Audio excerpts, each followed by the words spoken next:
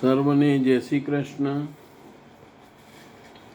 યદા યદા હિ ધર્મસ્ય ગ્લાનિર્ભવતી ભારત અભ્યુત્થાનમ ધર્મસ્ય તદાત્માનં સૃજામ્યહં પરિત્રાણાય સાધૂનાં વિનાશાય ચ દુષ્કૃતાં ધર્મ સંસ્થાનાર્પાયે સંભવામિ યુગે યુગે. વસુદેવ વસુતં દેવં કંસ ચાણૂરમર્દનમ દેવકી પરમાનંદમ કૃષ્ણં વંદે જગદ્ગુરુમ. અધ્યાય બીજો. આપણે ગઈકાલે 37 સુધી શ્લોક કર્યો હતો. આજે 38 ચાલુ કરીએ. સુખ દુઃખે સમે કૃત્વા લાભા લાભૌ જયા જયો તતો યુદ્ધાય યુજ્યસ્વ નૈવં પાપમ વાપ્સ્યસી. આ રીતે સુખ દુઃખ લાભ હાનિ જય પરાજયને સમાન સમજીને તું યુદ્ધ માટે તૈયાર થા. યુદ્ધ કરવાથી તું પાપ પ્રાપ્ત નહીં કરે. અર્થાત સુખમાં સર્વસ્વ અને હાનિમાં પણ દેવત્વ છે. વિજયમાં મહામહિમ સ્થિતિ અને પરાજયમાં દૈવી સંપત્તિ પર અધિકાર છે. આ પ્રમાણે તું પોતાના લાભ હાનિ સારી રીતે જાતે જ સમજીને યુદ્ધ માટે તૈયાર થા. લડવામાં જે બંને વસ્તુઓ છે, લડીશ તો પાપ અર્થાત આવાગમનને પ્રાપ્ત નહીં થાય, માટે યુદ્ધ માટે તૈયાર થા. હવે આને આપણે સરળ લેંગ્વેજમાં જોઈએ. આ શ્લોકમાં શ્રી કૃષ્ણ અર્જુનને સમત્વનો મહાન ઉપદેશ આપે છે કે બધું જ સમાન છે. એમ શ્રી કૃષ્ણ કહે છે, સુખ આવે કે દુઃખ, લાભ થાય કે હાનિ થાય, જીત મળે કે પરાજય મળે, આ બધાને સમાન દ્રષ્ટિથી જો. પછી નિર્ભય થઈને યુદ્ધમાં પ્રવેશ કર. અહીંયા જુઓ કે શ્રી કૃષ્ણ પોતાનો નિર્ણય આપતા જ નથી. અર્જુનને જ કહે છે કે નક્કી તો તારે જ કરવાનું, હું તો તને બધી વસ્તુ સમજાવું. પછી તું નિર્ભય થઈને યુદ્ધમાં પ્રવેશ કર. સ્વામીની દ્રષ્ટિએ અહીં યુદ્ધ બહારનું યુદ્ધ નહીં, પરંતુ અંતઃકરણનું યુદ્ધ છે.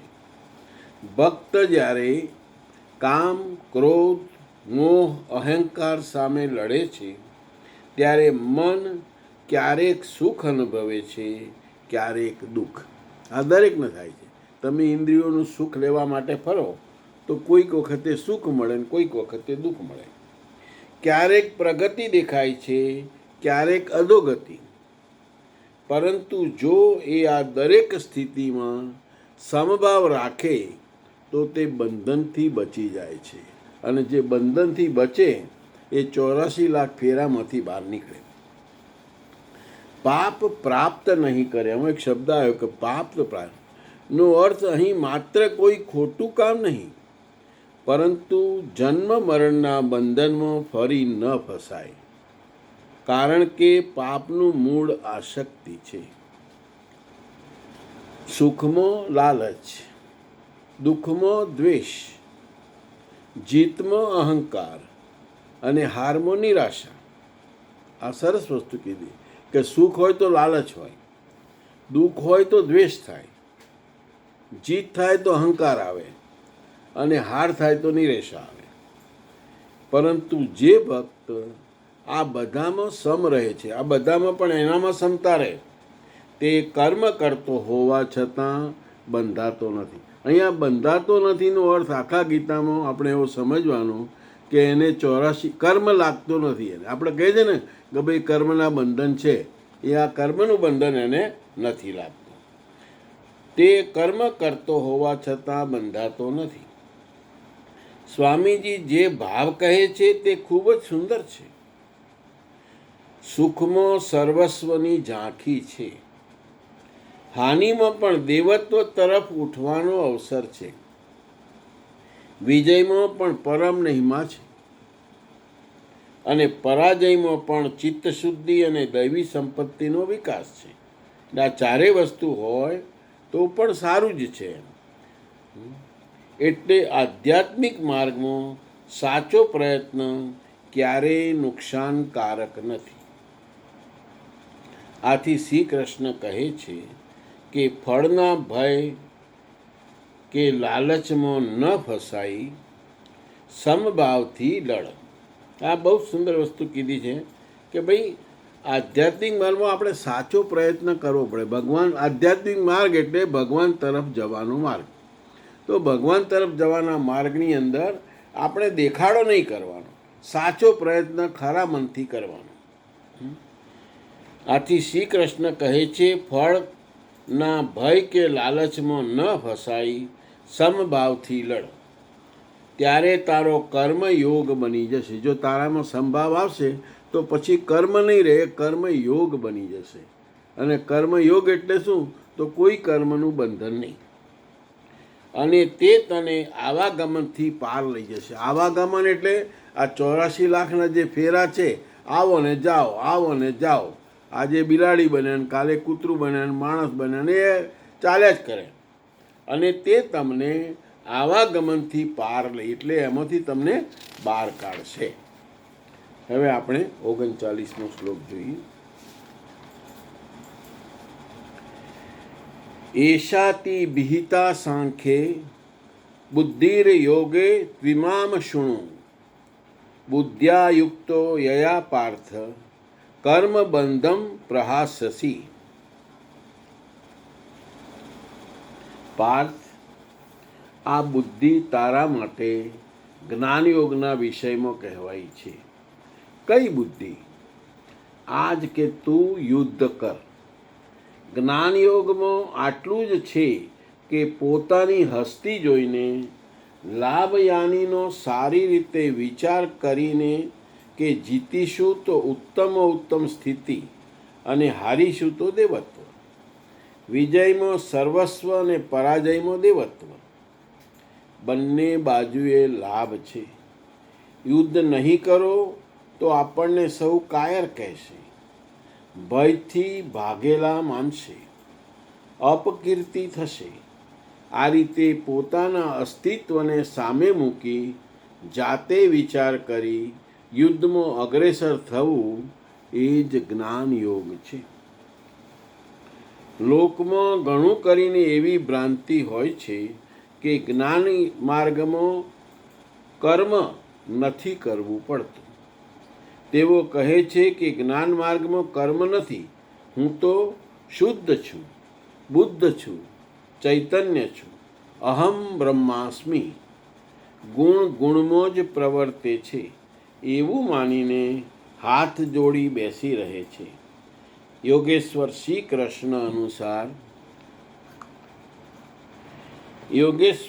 કૃષ્ણ અનુસાર આ જ્ઞાનયોગ નથી. જ્ઞાનયોગમાં પણ તે જ કર્મો કરવાના હોય છે જે નિષ્કામ કર્મયોગમાં કરવામાં આવે છે. બંનેમાં ફક્ત બુદ્ધિનો, દ્રષ્ટિકોણનો તફાવત છે. જ્ઞાનમાર્ગી પોતાની સ્થિતિ સમજીને પોતાના પર આધાર રાખીને કર્મ કરે છે, જ્યારે નિષ્કામ કર્મયોગી ઈષ્ટનો આશ્રિત બનીને કર્મ કરે છે. કરવું બંને માર્ગમાં છે અને તે કર્મ પણ એક જ છે. બંને માર્ગોમાં તે કરવામાં આવે છે. માત્ર કર્મ કરવાના બે દ્રષ્ટિકોણ છે. બહુ જ સુંદર રીતે સમજાયું. આજે અને વધારે સારી રીતે ડિટેલમાં થોડુંક સમજીએ આપણે. આ શ્લોકમાં શ્રી કૃષ્ણ અર્જુનને બહુ મહત્વની વાત સમજાવે છે. અત્યાર સુધી તેમણે જ્ઞાનયોગની દ્રષ્ટિથી સમજાવ્યું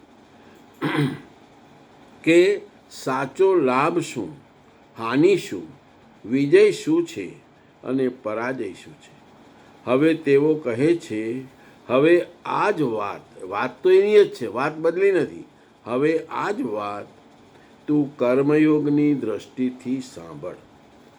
અહીં બુદ્ધિનો અર્થ માત્ર બુદ્ધિ શક્તિ નથી, પરંતુ જીવનને જોવાની દ્રષ્ટિ છે. તમારી બુદ્ધિ કેવી છે એ તમે જીવનને કેવી રીતે જોવો છો એ પ્રમાણે એની નક્કી થાય. શ્રી કૃષ્ણ કહે છે કે યુદ્ધથી ભાગી જવું જ્ઞાન નથી. અર્જુન તો એ જ કર્યું કે ભાઈ એવું સમજો તો કે હું જ્ઞાની છું અને મારે આ બધામાં પડવું નથી. શ્રી કૃષ્ણ કહે છે કે યુદ્ધથી ભાગી જવું જ્ઞાન નથી. સાચું જ્ઞાન એ છે કે મનુષ્ય પોતાનું કર્તવ્ય સમજીને લાભ હાનિનો યોગ્ય વિચાર કરીને નિર્ભય બની કર્મ કરે. કર્મ તો કરવાનું જ છે, પણ એમાં શું કરવાનું કે એનું પોતાનું કર્તવ્ય છે અને કર્તવ્ય હોય તો એ સમજી અને આમાં લાભ કે હાનિ છે એનો યોગ્ય વિચાર કરી નિર્ભય બનીને કર્મ કરે. સ્વામિનીજીની દ્રષ્ટિએ અહીં એક મોટી ગેરસમજ દૂર થાય છે. આ એક ખરેખર બધામાં ગેરસમજ હોય છે. ઘણા લોકો માને છે કે જ્ઞાન માર્ગ એટલે બધું છોડીને બેસી રહેવું, સંન્યાસ લેવો, તપ કરવા, આ જ જ્ઞાન માર્ગ કહેવાય. એમ ઘણા બધા કહે છે એમાં કંઈ કરવાનું હોય જ નહીં. હું આત્મા છું, હું શુદ્ધ છું, હવે મને કંઈ કરવાનું નથી. આ સાચો જ્ઞાન માર્ગ નથી. સ્વામીજી બહુ સ્પષ્ટ શબ્દોમાં કહે છે કે તમે તપ કરવા બેસી જાઓ કે સંન્યાસી બની જાઓ તો એનાથી ભગવાન મળે નહીં. આ સાચો જ્ઞાન માર્ગ જ નથી. યોગેશ્વર શ્રી કૃષ્ણ કહે છે કે જ્ઞાન યોગમાં પણ કર્મ કરવું જ પડે છે. ફરક માત્ર અંદરની ભાવનામાં છે. તમારી ભાવના કેવી છે એના પર આધારે છે. જ્ઞાનયોગી શું વિચારે? હું મારી સ્થિતિ સમજીને સત્યને ઓળખીને પોતાના આત્મબળથી કર્તવ્ય કરું. અને નિષ્કામ કર્મયોગી જે હોય એ શું વિચારે તો હું ઈષ્ટ, જો આમાં બહુ સરસ રીતે સમજાવ્યું છે, હું ઈષ્ટને આશ્રિત બનીને ભગવાનને અર્પણ ભાવથી કર્તવ્ય કરું. બંનેમાં કર્તવ્ય આવ્યું, પણ પેલો કર્તવ્ય કરતી વખતે શું સમજે છે કે હું પોતાના આત્મબળથી કર્યું. જ્યારે અહીંયા ઈષ્ટના આશ્રિત એટલે ભગવાનના આશ્રિત બનીને ભગવાનને અર્પણ કરીને જે કંઈ કર્મ કરે એ હું ભગવાનને અર્પણ કરીશ એવું સમજીને કર્તવ્ય કરો. બંને માર્ગમાં કર્મ એક જ છે. યુદ્ધ પણ એ જ છે, ભક્તિ પણ એ જ છે. ફરક ફક્ત દ્રષ્ટિકોણનો છે. જ્ઞાનયોગી પોતાના આત્મ સ્વરૂપ પર આધાર રાખે છે, પોતાના પર આધાર રાખે છે. મને જ્ઞાન છે, હું તપ કરી શકું છું, હું આ કરી શકીશ. જ્ઞાનયોગીમાં આવું આવે. જ્ઞાનયોગી પોતાના આત્મ સ્વરૂપ પર આધાર રાખે છે, જ્યારે કર્મયોગી ભગવાનના આશ્રય પર આધાર રાખે છે. જ્યારે જે કર્મયોગી છે એ હંમેશા ભગવાનનો આશ્રય લે છે. સમર્પણ ભાવ જેને આપણે કહીએ.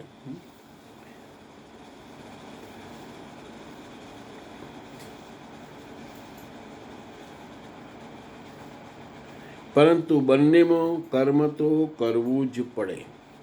અહીં શ્રી કૃષ્ણ પહેલી વાર કર્મ શબ્દનો વિશેષ અર્થમાં ઉપયોગ કરે છે.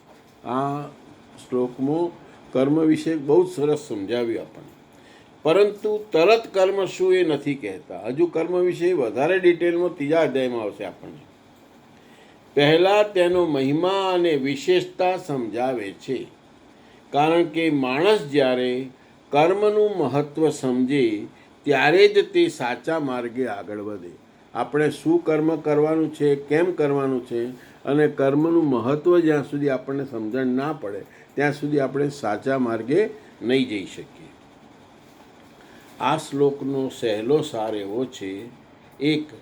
જ્ઞાનનો અર્થ ભાગી જવું નથી. 2. સાચું જ્ઞાન માણસને કર્તવ્ય તરફ દોરી જાય છે. 3. જ્ઞાનયોગ અને કર્મયોગ વિરોધી નથી. 4. બંનેમાં કર્મ કરવાનું છે. અને 5 ફરક માત્ર ભાવ અને દ્રષ્ટિનો છે. અને 6 ભગવાનના આશ્રયથી કરેલું કર્મ બંધન તોડે છે. તમે ભગવાનને અર્પણ કરીને જે કામ કરો, જેને ગીતામાં કર્મયોગ કહ્યો છે, અને જો તમે કર્મયોગ કરો તો તમે જીવન મરણના બંધનમાંથી કે કર્મના બંધનમાંથી છૂટશો. અર્જુનને શ્રી કૃષ્ણ ધીમે ધીમે બહારના યુદ્ધથી અંદરના યુદ્ધ તરફ લઈ જાય છે, કેમ કે એને અંદરથી તૈયાર કરવાનો છે. જ્યાં સુધી અંદરથી તૈયાર નહીં થાય ત્યાં સુધી કોઈ અર્થ નથી. અહીં યુદ્ધ એટલે મનના રાગ, દ્વેષ, ભય, મોહ અને અહંકાર સામેની સાધના. સાધના એટલે ભક્તિ. આપણે ભક્તિ કરીએ તો આપણે ભક્તિ શેના માટે કરવાની? તો આપણા રાગ, દ્વેષ, ભય છે એને આપણે દૂર કરવા માટે ભક્તિ કરવાની. જે માણસ આ યુદ્ધમાંથી ભાગે છે તે આત્મકલ્યાણથી દૂર જાય છે, અને જે સ્થિર બુદ્ધિથી લડે છે તે બંધનોથી મુક્ત થવા લાગે છે. હવે આપણે 40મો શ્લોક જોઈએ. નેહાભિક્રમ નાશોસ્તિ પ્રત્યવાયો ન વિદ્યતે સ્વલ્પમપ્યસ્ય ધર્મસ્ય ગાયતે મહતો ભયાત. આ નિષ્કામ કર્મયોગ, આ 39, 40 અને 41 બહુ જ સુંદર શ્લોકો છે. આપણે 39માં સુંદર સમજ્યા, હવે આગળ 40માં જોઈએ. આ નિષ્કામ કર્મયોગમાં આરંભનો અર્થાત બીજનો નાશ નથી.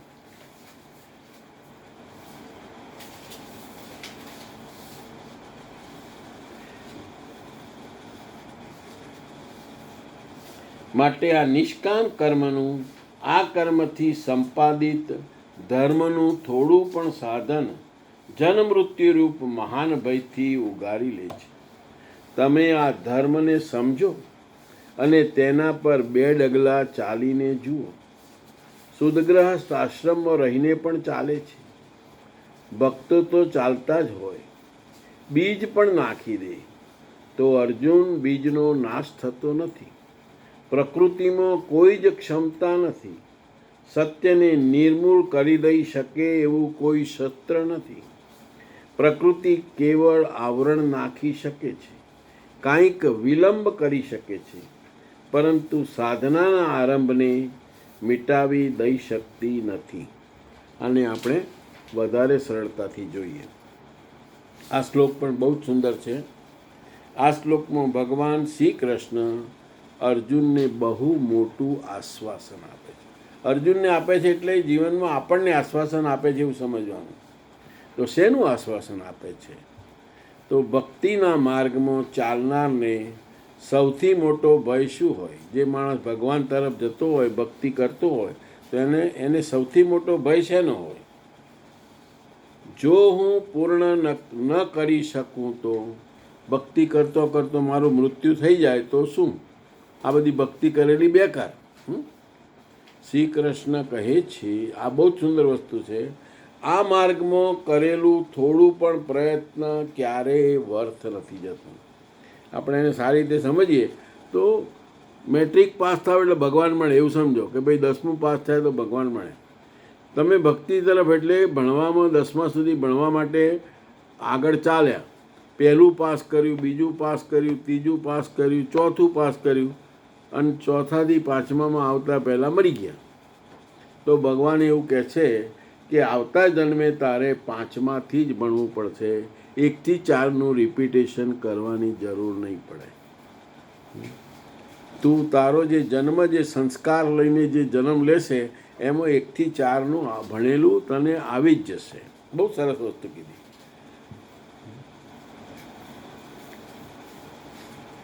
અહીં નિષ્કામ કર્મયોગ એટલે એવો માર્ગ જેમાં મનુષ્ય ફળની ઈચ્છા છોડીને ભગવાનને અર્પણ ભાવથી કર્તવ્ય કરે છે. આપણે જે કંઈ કર્તવ્ય કરીએ એ બધું ભગવાનને અર્પણ કરીને કરવાનું છે. હું કરું છું એવો ભાવ ક્યારેય ના થવો જોઈએ. આવા કર્મના બીજ આત્મામાં વાવવામાં આવે છે, અને જો તમે એવા ભાવથી કર્મ કરો તેનું બીજ ક્યાં વવાય? આત્માની અંદર, શરીરમાં નહીં, આત્મામાં. અને એ બીજ ક્યારેય ના, અને જે બીજ આત્મામાં વવાયું એ ક્યારેય નષ્ટ થતું નથી.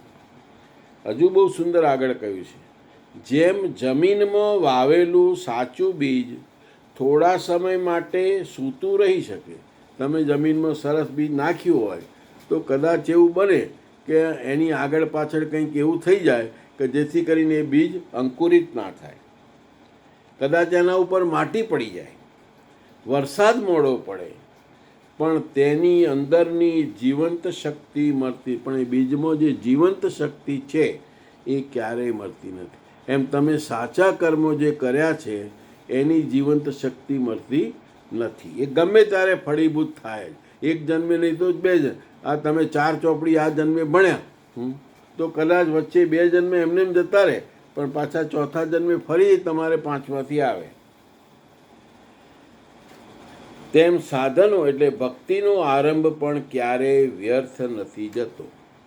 શ્રી કૃષ્ણ કહે છે, આ માર્ગમાં શરૂઆતનો નાશ નથી, એટલે ઉલટું નુકસાન થતું. તમને ક્યારેય નાશ, તમે જે કંઈ થોડું શીખ્યા એનો ક્યારેય નાશ નહીં થાય. થોડી ભક્તિ પણ મહાભયથી બચાવે છે. તમે કદાચ બહુ ના કર્યું હોય, 11-10 ચોપડી ના ભણ્યા હોય, પણ 2 જ ચોપડી ભણ્યા તો પણ એ તમને મહાભયથી બચાવે છે. અહીં મહાભય એટલે જન્મ અને મૃત્યુનું ચક્ર. અહીંયા ભય એટલે ડર નથી, પણ આપણે મૃત્યુ એટલે જન્મ અને મૃત્યુનું જે ચક્ર છે એમાંથી તમને બચાવે છે. અહીં ભટકાવ અને સંસારનો અંધકાર, મોહ, ભટકાવ અને સંસ્કારનો અંગ્રહ. કેમ કે તમે સંસારના ચક્રમાં એટલે જન્મ મૃત્યુના ચક્રમાં પડો તો તમારે શું આવે? મોહ આવે, ભટકાવ આવે અને સંસારનો અંધકાર આવે. સ્વામીજીની દ્રષ્ટિએ આ બહુ આશ્વાસક વાત છે. ભક્ત ગૃહસ્થ હોય કે સંન્યાસી, એનાથી કંઈ ફેર પડતો નથી. તમે ઘરમાં રહીને ભક્તિ કરો કે જંગલમાં જઈને ભક્તિ કરો. ભક્ત ગૃહસ્થ હોય કે સંન્યાસી, ધીમે ધીમે ચાલતો હોય કે વારંવાર પડી જતો હોય. કદાચ તમે ભક્તિ માર્ગમાં આગળ જાઓ તો ધીરે ધીરે જતા હો અથવા પડી બી જવાતું હોય. સાચી દિશામાં એક પગલું પણ ભર્યું હોય તો તે ક્યારેય નષ્ટ. પણ જો આપણે સમજણપૂર્વક કે હું ભગવાન તરફનું જ પગલું ભરું છું, આડંબર નહીં, દેખાવ નહીં, હું ભક્તિ કરું છું એવું કોઈને બતાવવાનું નથી, એક પગલું પણ ભર્યું હોય તો તે ક્યારેય નષ્ટ થતું નથી. પ્રકૃતિ શું કરી શકે? હવે એક પ્રશ્ન પૂછ્યો છે કે તમે ભક્તિના માર્ગમાં આગળ આવો તો કોઈક વખતે પ્રકૃતિ તમારી આડે આવે, અને એવું આપણે ઘણા જોઈએ છીએ. ઘણાય ભક્તો બહુ દુઃખ ભોગવ્યા હોય છે. તો પ્રકૃતિ શું કરી શકે? તો પ્રકૃતિ આવરણ નાખી શકે. તમે ભક્તિ માર્ગમાં હો તો તમને અવરોધો નાખી શકે. ક્યાંક પડી જાઓ તમે અને સેવા ના કરી શકો કે ફલાણું થઈ જાય એમ. મોહ પેદા કરી શકે. તમને કદાચ બાળક પ્રત્યે મોહ આવી જાય ઓચિંતો ભક્તિનામાં ચડ્યા. વિલંબ કરાવી શકે. તમારી ભક્તિ ભગવાન તરફ જવામાં તમને વિલંબ કરાવી શકે. પરંતુ આત્મામાં જાગેલી સત્યની ચિનગારી, એટલે તમે જે સાચા અર્થે ભક્તિના માર્ગમાં વળ્યા છો તો શું થાય કે આત્મામાં એક ચિંગારી જાગે છે. આત્મામાં જાગેલી સત્યની ચિંગારી. એ ચિંગારી કઈ છે? સત્ય. સત્ય એટલે પરમાત્મા. સંપૂર્ણ બુજાવી શકાતી નથી. એક વખત જે ચિંગારી સળગી ગઈ એટલે કે તમને ભગવાનમાં મન લાગી ગયું અને મનમાં થઈ ગયું કે મારે ભગવાન મેળવવા છે, તો પછી એ ક્યારેય બુજાતી નથી. ભલે 10 જન્મ થાય પણ તમને ભગવાન મળે જ. જો અગ્નિ રાખ નીચે દબાઈ જાય છતાં અંદરથી જીવંત રહે છે, તેમ ભક્તિનો સંસ્કાર પણ જીવંત રહે છે. યોગ્ય સમય આવે ત્યારે ફરી પ્રગટ થાય છે. આ શ્લોકમાં શ્રી કૃષ્ણ અર્જુનને નિષ્કામ કર્મયોગનો અદ્ભુત મહિમા સમજાવે છે. આપણને નિષ્કામ કર્મ કોને કહેવાય એ બહુ જ સુંદર રીતે સમજાવ્યું. તેઓ કહે છે કે આ માર્ગ સામાન્ય માર્ગ નથી. આ એવો માર્ગ છે કે જેમાં એક નાનું પગલું પણ અંતે મનુષ્યને પરમાત્મા સુધી લઈ જાય છે. એટલે ખરા મનથી તમે નક્કી કર્યું કે મારે ભગવાન મેળવવા છે, મારે ભગવાન તરફ જવા છે, અને તમે એ તરફ વળ્યા, ભક્તિ કરો છો. કોઈ કારણસર અટવાઈ જાઓ, સંસારમાં અટવાઈ જવાય, પૈસાનો મોહ લાગી જાય, ભક્તિ છોડીને પાછા કમાવા લાગી જાઓ, પણ જે બીજ ભક્તિનું રોપાઈ ગયું છે એ ક્યારેય નષ્ટ થતું નથી, ગમે ત્યારે જાગશે. આ એવો માર્ગ છે કે જેમાં એક નાનું પગલું પણ અંતે મનુષ્યને પરમાત્મા સુધી લઈ જાય, અને એ તમારું પગલું તમને ભગવાન સુધી લઈ જશે. ભગવાન કહે છે, મોટામાં મોટો પાપી પણ જ્ઞાનરૂપી નૌકાથી પાર થઈ જાય. તમે કદાચ જીવનમાં ઘણા પાપ કર્યા હોય, બની શકે એવું, પણ તમારામાં સાચું જ્ઞાન આવે અને તમે સાચા માર્ગે ભક્તિમાં વળો તો ગમે તેવા પાપો હોય પણ એ બધા નાશ થઈ જાય છે. અહીં પણ એ જ ભાવ છે. જો માણસના જીવનમાં એક વખત સાચી ભક્તિનો આરંભ થયો, ખરી વસ્તુ અહીંયા શબ્દ છે સાચી ભક્તિ. ભક્તિમાં આડંબર ના જોઈએ. હું કોઈકને દેખાવા માટે સેવા કરું છું કે હું કોઈકને દેખાડવા માટે મંદિર જાઉં છું તો એ ના ચાલે. સાચી અંદરથી જાગૃત થયેલી ભક્તિ હોવી જોઈએ. જીવનમાં એક વખત સાચી ભક્તિનો આરંભ થયો હોય તો સંસ્કાર આત્મામાં રહી જાય છે, અને એ આત્મા એક દેહ છોડીને બીજે જાય તો એમાં એ સાથે જ જાય છે. નિષ્કામ કર્મયોગનું માત્ર એક બીજ પણ વાવી દેવામાં આવે તો તે ક્યારેય વ્યર્થ જતું નથી. એટલે નિષ્કામ કર્મયોગ આપણે જીવનમાં પકડીએ તો એ આપણને ભગવાન સુધી લઈ જ જશે, પરમાત્માના દર્શન કરાવશે. ભક્તિ થોડા સમય માટે અટકી શકે. કોઈ કારણસર તમારો છોકરો ગુજરી ગયો, તમે ચિંતામાં જ પડી ગયા અને ભક્તિ અટકી ગઈ. તમે ધંધો કરો છો અને બહુ નુકસાન આવી ગયું અને તમારી ભક્તિ અટકી જાય, આવું બધું બને. ભક્તિ થોડા સમય માટે અટકી શકે, મન ભટકી શકે, મન કદાચ ક્યાંક બીજે વળી જાય, માણસ સંસારમાં ફરી ફસાઈ શકે. એવું એ બને કે તમે સંસારમાં જ હલવાઈ જાઓ, તમારા ઘરે તમારા ભાઈઓ છોકરાઓ કંઈ હોય, એમાં કંઈ પ્રોબ્લેમો આવી જાય ને તમે એમાં ફસાઈ જાઓ. પરંતુ આત્મામાં પડેલું આ સત્યનું બીજ જીવંત રહે છે. પણ જે ભક્તિનું એક વખતે બીજ તમારા આત્મામાં પડ્યું એ જીવંત જ રહેશે, એ ક્યારેય ઓલવાતું નથી અને ગમે તે જન્મે તમારું પાછું ફળીભૂત થાય છે. જેમ જમીનમાં વર્ષો સુધી પડેલું બીજ યોગ્ય સમય આવે ત્યારે ફરી અંકુરિત થાય છે, તેમ ભક્તિનો સંસ્કાર પણ અનેક જન્મો પછી ફરી જાગે છે. એક વખત ભક્તિનો સંસ્કાર લાગ્યો તો કદાચ કોઈ કારણસર સંસારમાં તમે અટવાઈ જાઓ, કંઈક પ્રોબ્લેમો આવી જાય તો એ તમને અનેક જન્મો પછી પણ જાગે છે.